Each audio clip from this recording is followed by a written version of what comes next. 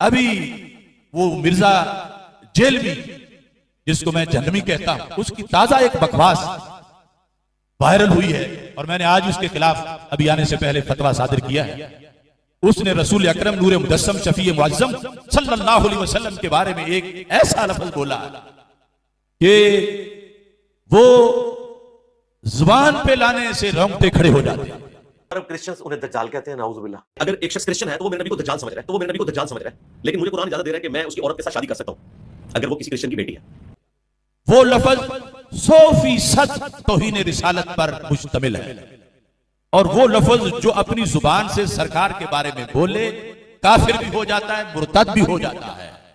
और फिर उसने क्रिश्चियन लोगों का हवाला देकर ये कहा कि वो इस तरह कहते हैं और फिर अपनी एक मसले की दलील के तौर पर अपने तरफ से पेश कर रहा था, जबकि क्रिश्चियन जो उनका जवाब आया कि हमारा तो कोई ऐसा मजहब नहीं कि हम ये लफ्ज अल्लाह के रसूल हजरत मोहम्मद मुस्तफा सल्लल्लाहु अलैहि वसल्लम के लिए बोलें।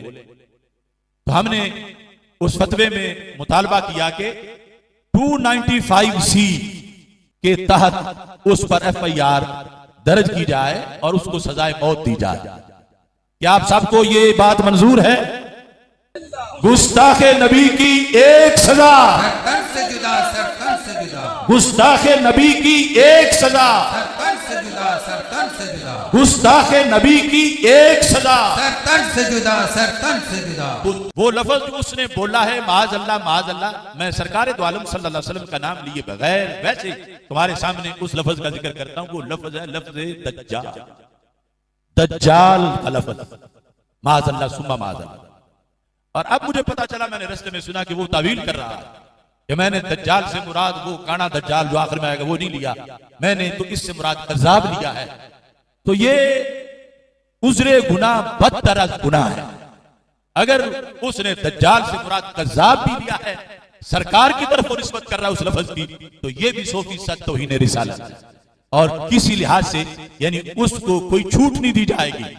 ये लफ्ज अगर वो ये तावील करता है तो फिर हमारा तो ये 295C जो कानून है हमारे मुल्क का, शरीयत तो शरीयत है, उस कानून में है कि अगर कोई क्रिश्चियन भी ये लफ्ज बोलेगा सरकार के बारे में तो उसको सजाए मौत दी जाए। जिनका हवाला देकर जिसे मकीस अलह बना के वो बात कर रहा है कि वो इस तरह कहते हैं, तो मैंने भी कहा है तो अगर वो भी कहें, उनका तो कौल आज तक सामने आया नहीं, लेकिन पाकिस्तान में ये बकवास अगर उनमें से भी कोई करेगा उस पर भी तौहीन रिसालत की FIR कटेगी और उस पर भी 295C लगेगी। तो ये आज उसने जो तावील किया है माज अल्लाह, उसमें बार बार फिर उसने लफ्ज दज्जाल को कज़्ज़ाब के माने में करके फिर रसूल पाक सल्लल्लाहु अलैहि वसल्लम की तरफ निस्बत की है।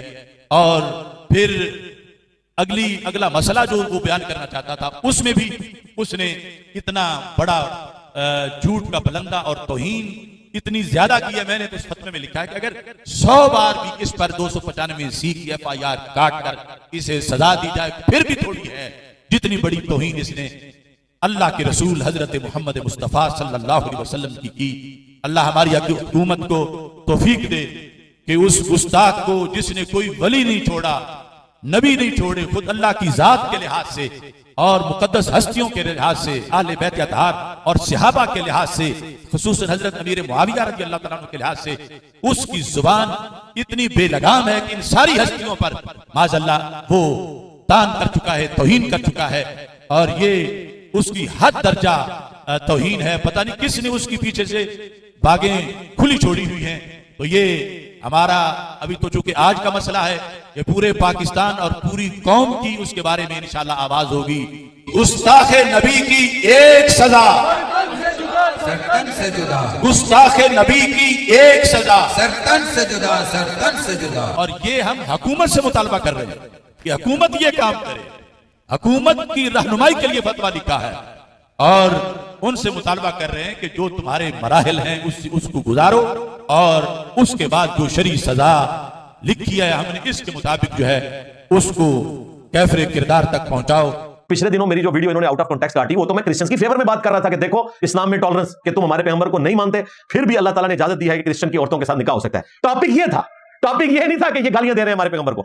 और उसमें मैंने जुमला बोला कि क्रिश्चियंस हमारे पैगंबर को नाउज़ुबिल्लाह दज्जाल समझते हैं, कहते हैं नहीं, मैंने बोला कहेंगे तो उनके साथ क्या होगी, समझते तो हैं, उनका कीदा जाए मुनाज़िर रखे हुए इतने बड़े बड़े, वो तो बल्कि इंजील की आयत पेश करते हैं कि ये इंजील में जो है कि क़यामत तक दज्जाल पैदा होंगे, जो दरअसल ये खुद है, इनके बड़े बड़े जो पादरी हैं वो हैं जिन्होंने ईसा इब्न मरियम की तालीमात को टेम्पर करके डिविनिटी में क्लेम कर दिया, खुदा के साथ लाके खड़ा कर दिया। इन दज्जालों का जिक्र था, लेकिन नाउज़ बिल्लाह वो उन आयत को रसूलुल्लाह के ऊपर लगाते हैं और कहते हैं ईसा इब्न मरियम ने हमें पहले बताया था क़यामत तक कई झूठे पैगंबर आएंगे। तो ये ना समझे कि सिर्फ वो मसीह दज्जाल, झूठे मसीह जो काना होगा उसको दज्जाल समझते हैं, नहीं, वो नबी इस्लाम के बारे में भी ये कीदा है और मुनाज़रा में उन्होंने बोला हुआ है, किताबों में लिखा हुआ है बकायदा। ये बातें करने का मकसद कोई किसी को चढ़ाना नहीं है। सबसे ज्यादा हार्मनी इस मुल्क में अगर किसी प्लेटफॉर्म से पैदा की गई है तो हमारा प्लेटफॉर्म है, लेकिन आपको रियलिटी बताना है। तो जो मुकदमा बयान हो रहा होता है उसके इल्मी ग्राउंड्स के ऊपर डिस्कशन को देखा करें, जज्बाती नहीं।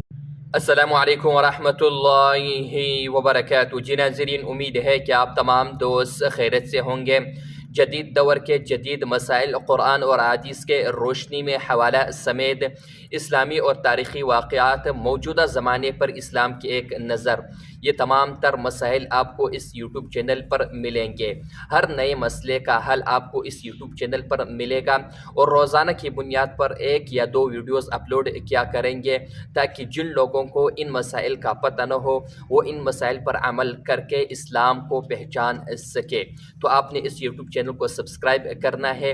अगर आपको ये वीडियो पसंद आई है तो इस वीडियो को अपने दोस्तों के साथ शेयर करें ताकि उनको भी ये मसाइल मालूम हो सके कि इस्लाम में आसानी है, सख्ती नहीं। तो इस यूट्यूब चैनल पर मशहूर उलमाए किराम और मज़हबी स्कॉलर की वीडियोस आपको मिलेंगे, तो इस यूट्यूब चैनल को ज़रूर से सब्सक्राइब करें।